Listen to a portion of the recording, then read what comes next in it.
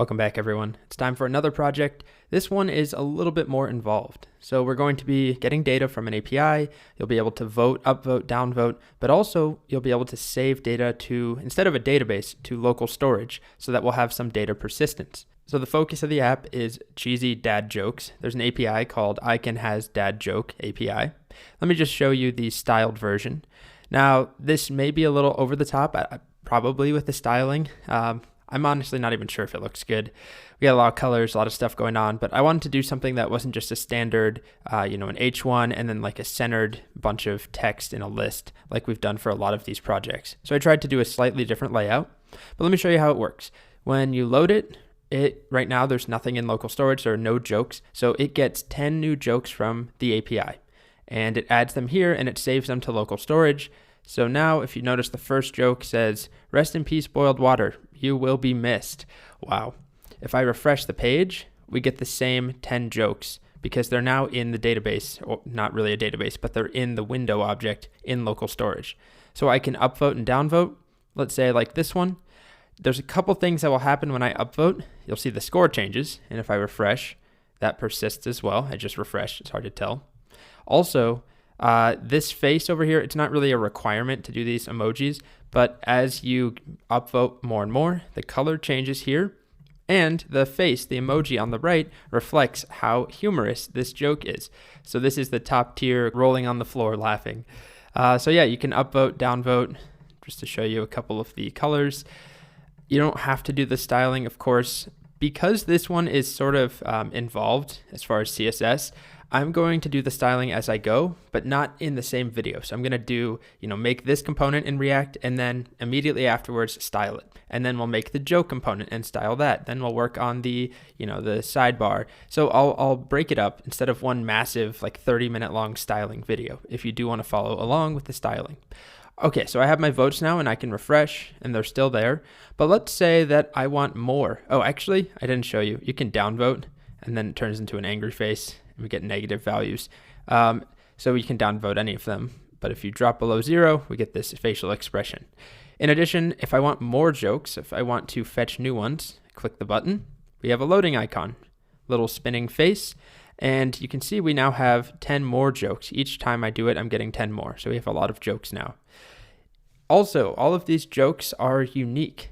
So when you request the API, there's no way to say, give me brand new jokes I've never seen before, because we request them one at a time. So there's some logic behind the scenes in React that is comparing the new joke that we get and checking if we've already seen it, if it's in local storage, and if it is, then we get a new joke instead. So those are all advanced sort of further study down at the bottom here. The base requirements are pretty straightforward. When the page loads, fetch 10 jokes from this API. So the API looks like this, and there's really just one endpoint that we care about, which is right here, fetch a random dad joke. Send a GET request to this URL, and it will give you a response like this. And all we care about is the joke text. My dog used to chase people on a bike a lot. It got so bad I had to take his bike away.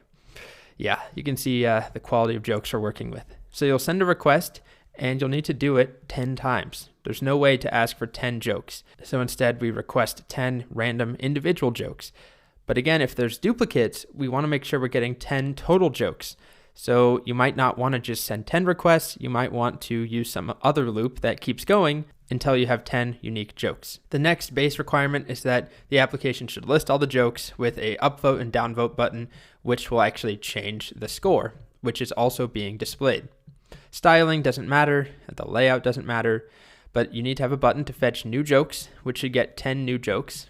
And at the beginning, you can just replace the jokes here. Local storage, as I mentioned, is a further study feature. So I'll talk about it and have a full solution to make this entire application with the emojis, with the colors changing, the dumb little animations. I didn't show this little laughing emoji there. Very funny. So all of this I'll walk through.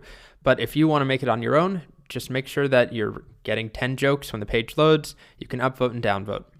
So the further study features have a loading spinner or a message notifying the user that new jokes are being loaded.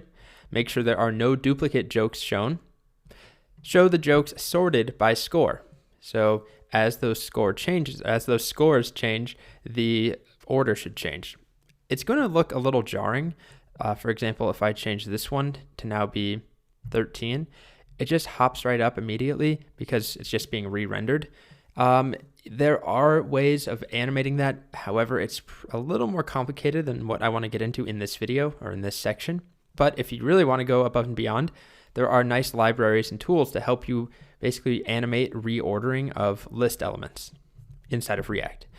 Next up, local storage. Store the jokes along with their votes in local storage. When a user visits the app, it should look in local storage, find any saved jokes if they exist, but if there aren't any, then we should get new jokes.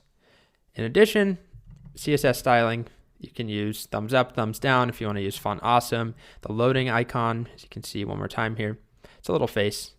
Anyway, there's a lot of features here. Give it a shot if you want to. Otherwise, treat this more as just a walkthrough on our first more, or that's not our first, but one of the more substantial projects we've done. So let's get started.